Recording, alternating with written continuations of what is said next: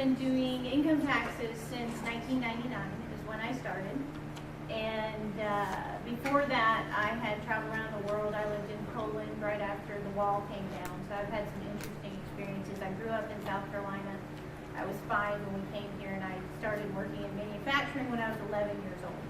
I was slave labor to my parents. So anyway, I've had a pretty diverse experience, life experience, and all kind of different jobs that some might make you wonder if I was a little crazy. But anyway, last 14 or 15 years I've been doing income taxes. And I quit the income tax business in 2009. I sold my practice for half of what it was worth to the evil H&R Block because I had learned a lot about government. Prior to 2008, I had never voted. I didn't believe my vote counted. I was the apathetic. I was just like all of my friends. Wrote a 2-page letter to the New York Times about why my vote didn't count, or why I didn't exercise a very hard one right. And then I found out when everything started to crash and we had 4 businesses and 3 of them were in the wrong industry, I found out why it didn't matter and that we didn't need to pay attention. And so I've been studying and learning for the last 5 years. And what I learned was that the IRS was about as evil as it gets. And I already kind of knew that, but then I figured it out for certain. And I couldn't stand it because a lot of our clients were self-employed small business owners, primary care doctors in private practice, and these people were falling like we were. And it was direct result of government intervention through regulatory and tax issues. So I got out of the business because I couldn't stand it anymore. My husband said, honey, I can't keep us the way you could keep us. And I was like, I don't care, I'll live in a trailer. I can't do this anymore. So I homeschooled my girls for a year. Figured out I should not be a teacher of math and English to children. And then I got back into the tax business with my dad, who started to get better in health. So I'm doing taxes again. About a month ago or 6 weeks ago, I had my first training on the individual provisions of the Affordable Health Care Act. On July 2nd, they delayed the employer provisions of the Health Care Act. What's very important about that is now there is no verification. So when people go into the exchanges, which is where you get the subsidies means all of us who pay taxes are paying for those who do not. When you go in there, there is no verification because the employer mandates are delayed for a year. So everybody who signs up on October 1st, they get with their navigator, they find out what I have to say, they call up and say that, and now they're getting the subsidies. So anyone can get it. So it's wide open for fraud. There's no verification. Employer mandates, very quick on employer mandates. It is incredibly onerous. Employers, as he was talking about with medical field, I don't know how they do it. The rules, the regulations, the documentation. I mean, they've got more clerical staff than they have healthcare staff in most offices. I spent a year and a half interviewing 47 doctors. I took them lunches trying to teach them to be entrepreneurs because they're kind of like government officials. They don't know how to do business. They weren't trained how to do business. They were taught how to take care of patients. And they also have been told that it is unethical for them to make money. It is unethical for them to sell or provide a product or a service outside of their service where a patient would pay them directly. That's unethical. You can't do that. So they've been brainwashed. It's very hard to get through to a doctor's brain that you have to make money or you won't be in business. Now they're seeing it because they're going out of business. The primary care doctors out of the 47, they're all either trying to figure out how to retire after they've lost all their investments, 2007 and 8, or how to find some other business. And so kids are not going into primary care. You're not going to have primary care doctors. You're going to have health care advisors who direct all of it. So we're not going to have our problem-solving doctors anymore, which is very bad. So employer mandates, the money is there now through individual provisions. So I had a training about 6 weeks ago on how this is going to work when I do your taxes, when you come in and do your taxes. And so before I go there, they started out with the background of the law for our training. And I thought this was really interesting. The goal of the law to ensure quality, affordable health care for all Americans. I think that our doc here has proven that that is not what's going to happen. they're going to get worse care. And they're not going to get care. Or no care. Or no care. And the average patient isn't going to know what he just said when the doctor, who they trust, says, you're really not the best candidate for this service. You're going to believe your doctor. You're just going to think you need to die. Because you don't know. You don't know. The average person does not say, oh, you're wrong, doc. I am a good candidate, and they're going to go to the next doc. The average person doesn't do that, especially when they're elderly and they're sick. They're just going to accept what their doctor said, and they're going to die. And that's not what it was supposed to do. So. Well, they'll take a purple pill first. Yeah. Oh, take a pill, because Big Pharma has to get paid. Purple pill, yeah. Purple pill. So, I went up to defund ObamaCare rally on Tuesday, and that's great, but defunding, but first of all, it's not going to happen. I mean, they even said it. Ted Cruz is, he's completely behind it. He even said it's not going to happen. There's just no way to get it done. It's not going to happen. What I have been trying to get the legislators to listen to is delay. When they did the July 2nd delay of employer mandates, then you can't open our treasury up like that. It should immediately set the chain of events that they delay the individual provisions. So I kept saying, no, delay. Forget defund, delay it. Get us through another year, and maybe we can get to a new legislature, and then we can do something and get rid of this stuff, repeal it. But they didn't listen to me. So I'm going to tell you a little bit about some tax things that you probably don't know. And this is, I'm going to focus narrowly on subsidies. How much, I'm going to show you the money, where your money is about to go for this wonderful health care that the doc just told us about, how great this is. I don't know how many of you know what a refundable tax credit is. Check in the mail. Anybody know what those are? And where does the check come from?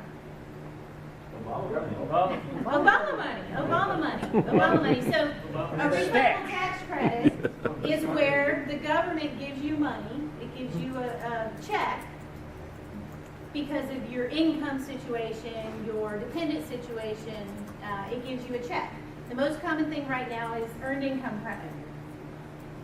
Most of you probably work and make decent money, so you never got this before. But quick example, say a single mom with 2 children making $10,000 a year. When she comes to me to file her taxes, I'm going to do her taxes. I'm going to give her a $5,000 check.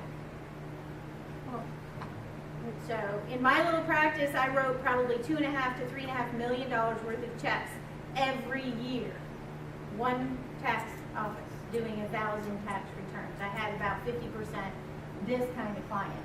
That's another reason why I just couldn't stand that business anymore, because you guys, that's like taking it out of your pocket and putting it into theirs. Yeah. And this is an additional welfare on top of housing subsidies, ABC programs that pay for daycare, your EBT cards, all of the other things. I write them a check once a year. Yeah. So refundable tax credits. Now, because they put ObamaCare enforcement through the Internal Revenue Service, well, they needed a way to fund all of this insurance policy. Basically, this is the largest transfer of wealth in the history of America. Okay, so what we're going to do is we're going to take the taxpayer dollar out of your pocket, and we're going to put it into the pocket of this guy over here who doesn't work to pay for his health insurance. That's the purpose of it. We're going to have to do that through refundable tax credits. So I explained what those were in the mandate. Plans you will have available. I'll tell you what those are in a minute. Shared responsibility payments. Oh, I love it. That's great. Yeah, that person's going to have to pay $600 or $900 a year. They're not going to pay it. The IRS doesn't enforce collecting it like they enforce normal IRS collection. So shared responsibility, yeah, that's not going to happen. So let me show you the money. All right, this is what health insurance is going to cost.